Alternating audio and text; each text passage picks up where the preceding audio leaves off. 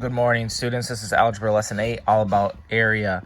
I accidentally forgot to press record when I started making this video, so I'm already partway through practice problem A in my notebook, but we'll go back and talk about it. I want to emphasize first that all the formulas you need for the area of any shape are in the back cover of your textbook, right? For triangles, trapezoids, circles, parallelograms, they're all there. And what we have for the practice problems are mostly combined shapes, or shapes that are combined with multiple rectangles, or a rectangle and a triangle, or a trapezoid and a half circle. So looking at problem A, first thing I want to emphasize is copy the problems down, or copy the shapes down into your notebook. Okay, you could even trace them if you wanted to, but copy them down. They don't have to be perfectly to scale, but you want to be able to manipulate these shapes. Okay, for letter A, I actually did it a couple different ways. One way that I like to do it is you can make this rectangle one larger rectangle by make the shape into one large rectangle by adding this piece here, and now I have a 15 by 5 rectangle, which would be an area 75.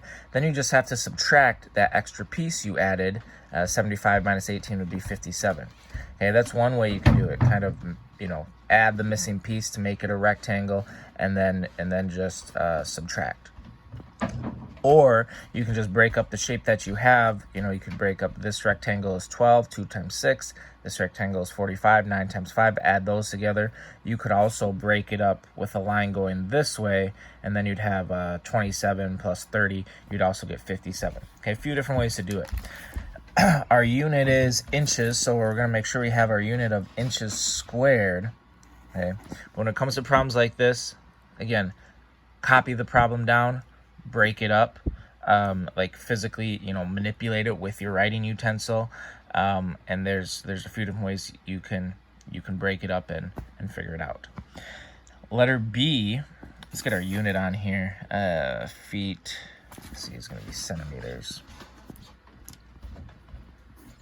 Okay, so letter B, this is a trapezoid, but we could simply break it up into a triangle and a rectangle. And if we do that, this will be 28. Okay, I like to sometimes circle as well my partial areas just so I can keep track of them. And then this is going to be 3, right? Because if this side is 7 over here, then this must be 7. If this whole thing is 10, it must be 10. Minus 7 gives me 3 over here. And then 3 times 4 is 12. Half of that is 6. Remember, the formula for a triangle is 1/2 base times height. Okay, all those formulas are on your back cover, but triangle is 1/2 base times height. So this is just 6. 3 times 4 divided by 2. And then I can add it together, and I would get 34 feet squared. I could also just treat this as a trapezoid, and the formula for area of a trapezoid is averaging the two bases and multiplying by the height. Well, if I average 10 plus 7 divided by 2, I get 8.5. 8.5 times 4 is also 34 feet squared.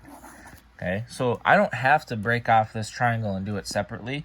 I can if I want, okay, but I could just use,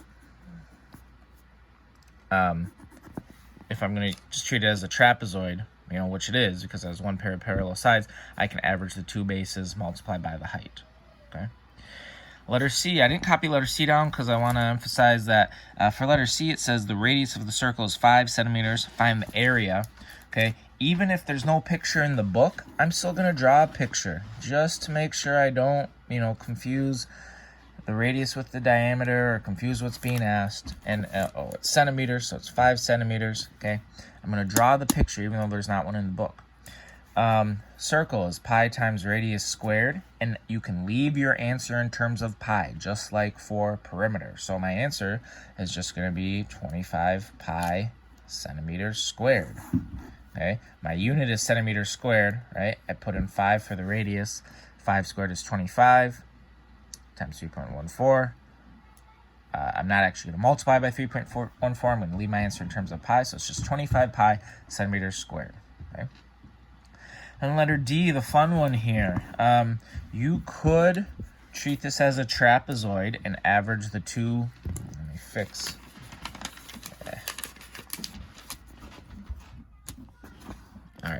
You could treat this as a trapezoid and average the two bases and multiply by the height.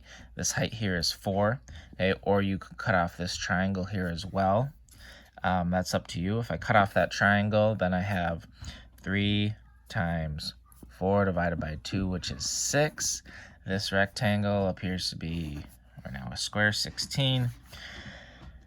My picture is clearly not perfectly drawn to scale, but that's okay. Now, this half circle, the area is going to be pi r squared divided by 2. Whenever I do a problem like this, I like to write down the formula for the half circle just to make sure I keep it straight. It's pi r squared, but divided by 2 because it's a half circle.